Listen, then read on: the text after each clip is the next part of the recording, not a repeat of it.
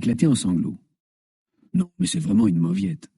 Son père, lui, est d'une autre trempe. Il a inspiré profondément, tout prêt à parler pour me dénoncer, mais il y a renoncé. Du coin de l'œil, il venait d'apercevoir un autre problème. « Allez vite !» a-t-il chuchoté. La voisine vient de passer à la caisse. Il a empoigné la moitié des sacs. La mère d'Élie s'est chargée du reste, mais elle a franchi les portes vitrées avant qu'on ait eu le temps de s'enfuir. Et maintenant, ils étaient tous les quatre obligés de bavarder.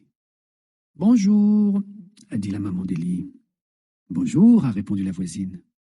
« Belle journée !» a observé le père d'Élie. « Superbe !» a ajouté la voisine. « Bien plus agréable qu'hier !» a renchéri la mère d'Élie. « Oh oui !» a affirmé la voisine. « Hier, c'était une horrible journée. » Elle devait juste faire allusion au temps pour l'amour du ciel. Mais Élie a fondu en larmes. Je ne comprends pas pourquoi elle aimait autant Sumper. C'est moi son seul animal familier, pas lui. Et comme elle ne voyait plus vraiment où elle allait, elle a bousculé sa mère et la moitié des boîtes de conserve pour chat sont tombées et ont dévalé la rue.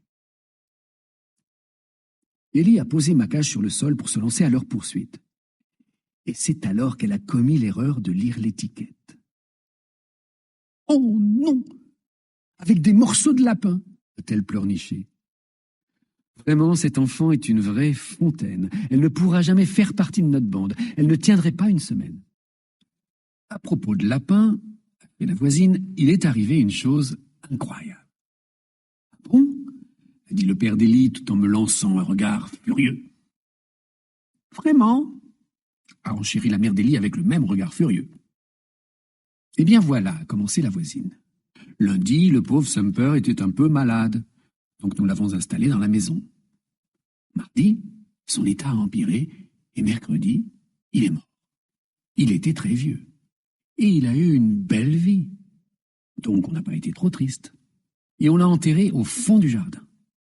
Je me mis à regarder vers les nuages, et jeudi, il a disparu. » « Disparu ?